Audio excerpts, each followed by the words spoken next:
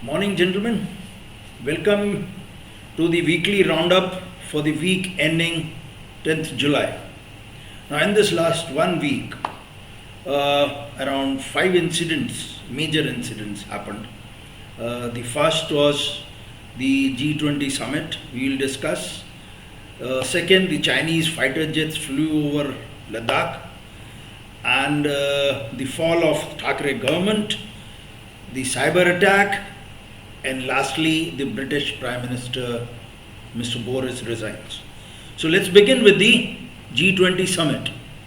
Now, the foreign ministers from G20 nations had gathered on 6th July on the Indonesian island of Bali for a 2-day meeting. Now, this was another opportunity for the world's largest economies to take stock of the economic impacts of the war, as many nations that decided to stay neutral in conflict, like India, Brazil, host Indonesia, have been feeling the pinch of this war as it prolonged and is going on, and it's crossed even 100 days. Now, many non-aligned nations got caught between the West and the Russia over this war in Ukraine, and they, like India, they have been walking a diplomatic tightrope. Now, caught between the deep sea and devil, they are in a real messy situation as far as food, fertilizers, and petrol or oil is concerned. Now, for this reason, even the foreign minister of Russia was there in Bali, and he met the Chinese foreign minister, Mr. Wang Yi, but he did not meet the US Secretary of State.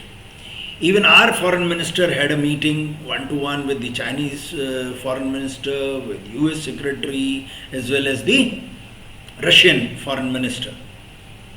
Now, the analysts were skeptical about how much the G20 nations could achieve, given the rifts amongst the nations itself. So, despite the impact of the war,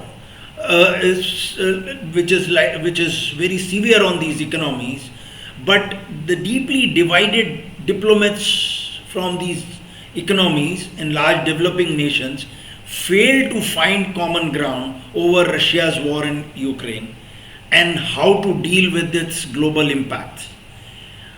Now, so leaving for future cooperation in the forum, if you expect any cooperation on this, it is unlikely. Now, all these nations, therefore, who have been doing a balancing act since the outbreak of the war, I think they will continue to walk the tightrope, because no one knows which side may blink first. या ऊंट किस करवट बैठेगा किसी को नहीं मालूम, and everyone is interested, सबका अपना सेल्फ इंटरेस्ट है, and अपनी economic interests हैं, and therefore it is unlikely that they will come to any united stand. Okay, so it is going to continue like this, and longer the war prolongs, the more is going to be the problem. The next, the Chinese fighter aircraft jets flew close to the friction points on LAC in East Ladakh last month, that is June, and it happened at around 4 a.m. in the morning. This was one of the first incidents of a possible airspace violation in last few months by the Chinese side in eastern Ladakh sector. The Chinese aircrafts were picked up by an Indian Air Force radar deployed in the border area, and the Indian Air Force took necessary action as per the procedures. Now, this incident took place at a time when the Chinese Air Force is holding a major exercise in areas controlled by it near eastern Ladakh, along with the air defense weapons like S-400 missile system. Now, the point is, should we be seeing this as something sinister?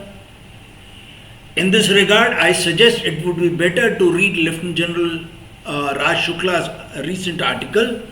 There is a Chinese, its title is "There is a Chinese Storm Coming."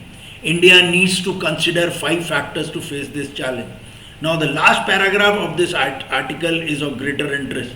The China challenge goes beyond mere operational rebalancing and lies in the wider strategic military landscape. India needs to transform itself with far greater equity, else the gathering Chinese storm may take India by surprise. Now, this is the last paragraph of the article.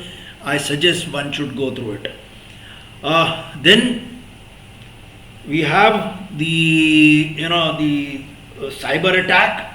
The DCP cybercrime at Ahmedabad wrote to the Malaysian and Indonesian government regarding this, bringing to their notice that in a major cyber attack, almost 2,000 sites, websites were hacked by the hackers operating from Indonesia and Malaysia. Now, this we have been saying. Every security expert has been talking about this. We need to have systems in place to ensure cyber security in days to come, years to come. It will be otherwise India will have a problem. Everything is digital now. Lastly, Prime Minister Boris has resigned, and he resigned on the issue on which Indian Prime Minister or Indian leaders will never resign.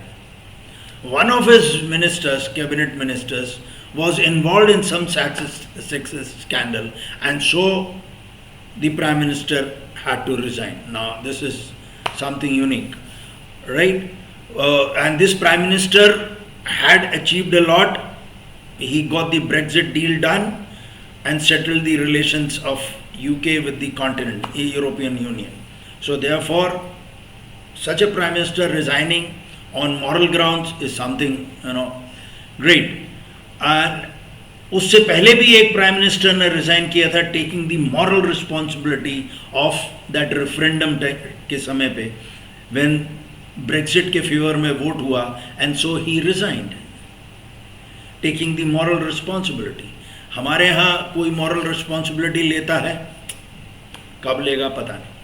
Okay, now lastly, last but not the least, the fall of Uddhav Thackeray's government. Nothing we must discuss about it. As you sow, so shall you reap. Okay, right? That's the weekly roundup for the week ending 10th July. Thank you. Jai Hind.